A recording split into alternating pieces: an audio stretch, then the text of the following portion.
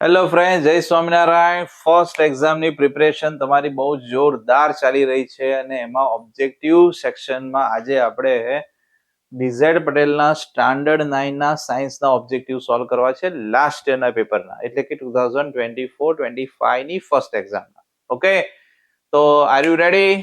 તો સ્ટાર્ટ કરીએ. If object speeding at a constant speed, the distance versus time graph will be blank.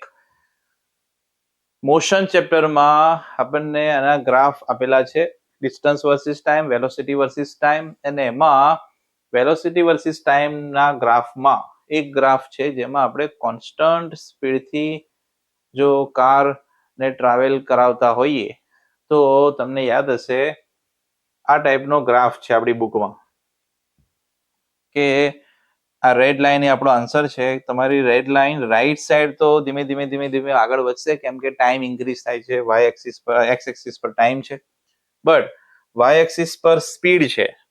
હવે સ્પીડમાં તમે અત્યારે કોઈ જ ચેન્જ કરતા નથી, કોન્સ્ટન્ટ સ્પીડથી કાર ચાલે છે. તો આમાં just horizontal line x axis થી પેરેલલ લાઈન આપણો આન્સર આવે. That means a straight line. કેવો આન્સર આવે? Straight line. ચલો, ધ યુનિટ ઓફ મોમેન્ટમ. મોમેન્ટમની ફોર્મ્યુલા તમને યાદ હશે, P is equal to m into v. P is equal to mv. m that means mass નો યુનિટ કિલોગ્રામ અને velocity નો યુનિટ મીટર પર સેકન્ડ. તો આવી રીતે મોમેન્ટમ નો યુનિટ થાય છે kilogram metre per second. Option એ.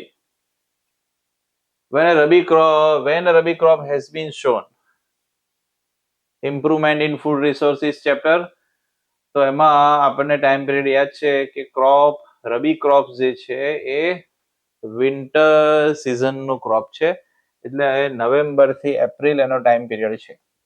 નેક્સ્ટ.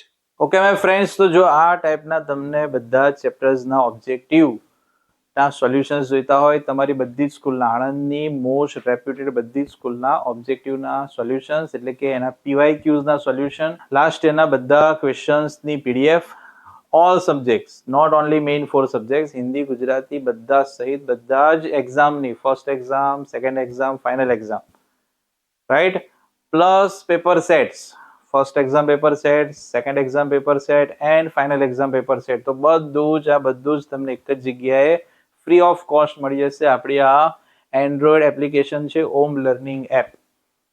તમે પ્લે સ્ટોરમાં સર્ચ કરીને પણ ડાઉનલોડ કરી શકશો, એન્ડ્રોઈડ પ્લે સ્ટોર. પ્લસ આ વિડીયોના ડિસ્ક્રિપ્શનમાં પણ હું આની લિંક મૂકી દઈશ, તો તમે ડાઉનલોડ કરશો અને જેવું ઓપન કરશો એટલે આવો કંઈક એનો યુઝર ફી ઇન્ટરફેસ હશે. એમાં ફ્રી મટીરિયલમાં જઈને તમે મેં વાત કરીએ બધી જ PDFs તમે જોઈ શકશો. Paper set, previous year questions, બધું જ. આ previous year question 2024-25 as per standard 8, standard 9, standard 10, એમાં પણ તમે અંદર રિસ્પેક્ટિવ સ્ટાન્ડર્ડમાં જશો તો first exam, second exam, last exam બધાના પેપર્સ તમને એક જ જગ્યાએથી મળી જશે. પ્લસ આખું વર્ષ જે કંઈક અપડેટ્સ તમને મળતી રહે એની માટે stay connected, follow us on social media accounts. આ બધા જ અમારા સોશિયલ મીડિયા એકાઉન્ટ્સ છે, તમે એને ફોલો કરી શકો છો. યુટ્યુબ ચેનલનું નેમ છે આપણું Omdev sir Anand. Second option છે, તમે ઇન્સ્ટાગ્રામથી આપણને ફોલો કરી શકો છો. આપણા ક્લાસીસને, આપણા ઇન્સ્ટિટ્યૂટને ઓમ ઇન્સ્ટિટ્યૂટ નેમ છે, ઓમદેવ સર આણંદ નેમ છે, એમાં પણ સેમ જ. ફેસબુકમાં પણ તમે આ આઈડીને ફોલો કરી શકો છો, સેમ નેમ છે ઓમદેવ સર આણંદ. અને વોટ્સએપ ચેનલમાં પણ તમે QR કોડ સ્કેન કરીને ફોલો કરી શકશો. અને હા, આ 4 સોશિયલ મીડિયા એકાઉન્ટ્સની લિંક હું આ ડિસ્ક્રિપ્શનમાં મૂકીશ. તો એવરી મંથ, એવરી 6 મંથ જે કંઈક તમારી first exam, second exam, final exam આવશે ત્યારે આ બધી જ અપડેટ્સ હું તમને આપતો રહીશ. તમારા paper solution regarding, plus Gandhinagar બોર્ડથી ગુજરાત બોર્ડ રિલેટેડ જે કંઈક અપડેટ્સ આવતી હોય, તમારા પેપર સ્ટાઇલ રિલેટેડ, તમારા બ્લુ પ્રિન્ટ રિલેટેડ, તમારા વેઇટેજ રિલેટેડ, તો આ બધી જ અપડેટ્સ, એના વિડીયોઝ તમને આનાથી ન્યૂઝ તમારા સુધી પહોંચશે અને એ તમને ઘરે બેઠા બધું જ મળી જશે. આઈ હોપ કે આ તમને બધું ક્લિયર થયું હશે. What is the group of macronutrients? Same chapter, improvement in food resources. તો એમાં પ્લાન્ટની રિક્વાયરમેન્ટ જે કંઈક છે એમાંથી અમુક ન્યુટ્રિયન્ટ્સની રિક્વાયરમેન્ટ વધારે છે, વધારે ક્વોન્ટિટીમાં જોઈએ, અને અમુક ઓછી ક્વોન્ટિટીમાં. તો એમાંથી જે વધારે ક્વોન્ટિટીમાં જોઈતા હતા એને આપણે કહેતા હતા મેક્રોન્યુટ્રિયન્ટ્સ. એનું આપણને એક ટેબલ આપેલું છે ટેક્સ્ટબુકમાં. તો આમાંથી 4 ઓપ્શનમાંથી કયો ઓપ્શન છે જેમાં બધા જ મેક્રોન્યુટ્રિયન્ટ્સ છે? તો ઓપ્શન એ રાઈટ છે આપણો. તો છે macronutrients are nutrients plant need in a large quantities, and these include nitrogen, phosphorus, potassium, calcium, magnesium and sulfur. Then chemical symbol of sodium. આ તમને કન્ફ્યુઝ કરવા માટે આવા ઓપ્શન્સ આપેલા જ હશે, એટલે ખાસ યાદ રાખવાનું કે પહેલા 2 લેટર્સ થી જ એ નો સિમ્બોલ બની જાય છે એલિમેન્ટનો, એવું નથી. નેમ અને સિમ્બોલ બંને ડિફરન્ટ છે. આપણે આવું 3rd ચેપ્ટરમાં આગળ સમજીશું. સોડિયમનો સિમ્બોલ છે Na અને એ એનું ઓરિજિનલ નેમ છે નેટ્રિયમ. એ નેટ્રિયમ વર્ડ ઉપરથી Na આવેલું છે, એટલે નેમ અને સિમ્બોલ બંને ડિફરન્ટ છે. ફોસ્ફેટ આયન, આ પણ ચેપ્ટર 3 માં છે.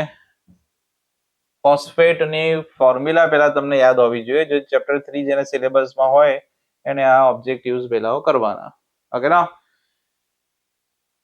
ફોસ્ફેટ PO4, તો ઓક્સિજનના 4 એટમ્સ અને ફોસ્ફરસનો 1, એટલે ટોટલ 5 એટમ્સ આમાં અંદર ઇન્ક્લુડ થયેલા હોય છે. So answer is 5 atoms. 20 degree Celsius is equal to blank kelvin. તો સેલ્સિયસ ટુ કેલ્વિન આપણે ચેપ્ટર 1 માં શીખી ગયા કે સેલ્સિયસમાં 273 તમે એડ કરો તો એનો કેલ્વિનમાં આન્સર આપણને મળી જાય. So 20 + 273 is 293. Next question is carbohydrates are stored as blank. હું તમને એ સમજાવતો હતો કે અહીંયા ક્લિયર કરેલું નથી કે પ્લાન્ટ માટે છે કે હ્યુમન માટે, એનિમલ માટે. તો અત્યારે ઓપ્શન્સ પરથી આપણે એવું જોઈ શકીએ કે અત્યારે સ્ટોમેટા, સ્ટાર્ચ સેલ, એટમ, એની ઉપરથી પ્લાન્ટ માટે છે એવું આપણે વિચારી લઈએ, કેમ કે બંને માટે આન્સર ડિફરન્ટ આવે. હ્યુમન માટે ગ્લાયકોજન આન્સર થઈ જાય અને પ્લાન્ટ માટે છે starch. Carbohydrates are stored in a form of starch or starch cell. In plant cell, carbohydrates are stored primarily in a form of starch. Next one, the change in momentum is acceleration. No, change in velocity is acceleration. Change in momentum or rate of change of momentum, that means a force. So statement is false. Change in momentum is not acceleration. The rate of change of momentum is a force. Acceleration, that means change in velocity. So statement is false. A body in a regular circular motion has a zero acceleration because velocity is constant. True or false? Uniform circular motion chapter 7 યાદ કરો. એમાં every point એની direction change થાય છે, અને direction change થાય તો velocity change થાય, velocity change થાય તો એક્સેલરેશન ચેન્જ થાય. ઓકે ના? તો ઝીરો એક્સેલરેશન એ ફોલ્સ છે. while the magnitude of velocity is constant in a uniform circular motion, the direction of the velocity vector is continuously changing. Value same રહે છે but direction change થાય છે. અને velocity change થવાના બે options હતા કે વેલ્યુ ચેન્જ થાય કાં તો ડાયરેક્શન ચેન્જ થાય તો વેલોસિટી ચેન્જ થાય. તો યુનિફોર્મ સર્ક્યુલર મોશનમાં every point velocity continuously, direction continuously change થાય, which means there is a non-zero acceleration. Acceleration zero ના હોય, કેમ કે acceleration ની definition જ આપણને એવું કહે છે change in velocity, that means acceleration. Yes or no? This acceleration, known as a centripetal acceleration, is directed towards the center of the circle and is responsible for the changing the direction of velocity, not its magnitude. So given statement is false. Lysosomes are suicidal bags. Yes, it's a well-known example. અને well known question પણ છે, રીઝનમાં પણ બહુ બધી વાર આવે છે દરેક સ્કૂલમાં. તો it's true, lysosomes are suicidal bags, કેમ કે એની પાસે ભગવાને અમુક એવા ડાયજેસ્ટિવ એન્ઝાઇમ્સ આપેલા છે સ્પેશિયલી, કે કોઈ ફોરેન મટીરિયલ સેલમાં એન્ટર થાય કાં તો કોઈ ઓર્ગનલ હવે ડિસ્ટ્રોય થવાની હોય તો એને ડિસ્ટ્રોય કરવાનું કામ અને ફોરેન મટીરિયલને પણ ડિસ્ટ્રોય કરવાનું કામ, બંને કામ કોણ કરે છે? It's a function of lysosomes. Freezing point of pure water is 273 Kelvin. તો જો આ મલ્ટિપલ આન્સર્સ આના થઈ શકે અત્યારે એઝ પર સ્ટાન્ડર્ડ 9 પ્રમાણે આ ટ્રુ કહેવાય, કેમ કે અત્યારે આપણે એની એપ્રોક્સ વેલ્યુ 273 જ કન્સિડર કરીએ છીએ. બટ આગળ તમે હાયર ક્લાસીસમાં જ્યારે સમજશો, 11-12માં જાઓ, કોલેજમાં જાઓ, ત્યારે એની પરફેક્ટ એક્ઝેક્ટ વેલ્યુ જે છે એ કન્સિડર કરવી પડે. તો એ પ્રમાણે જોઈએ તો ફોલ્સ થાય, બટ એઝ પર સ્ટાન્ડર્ડ 9 અત્યારની જે આપણી ટેક્સ્ટ બુક છે એનસીઈઆરટીની, એ પ્રમાણે ટ્રુ છે કે 273 freezing point of pure water is approximately 273 Kelvin, while the exact value is 273.15 Kelvin.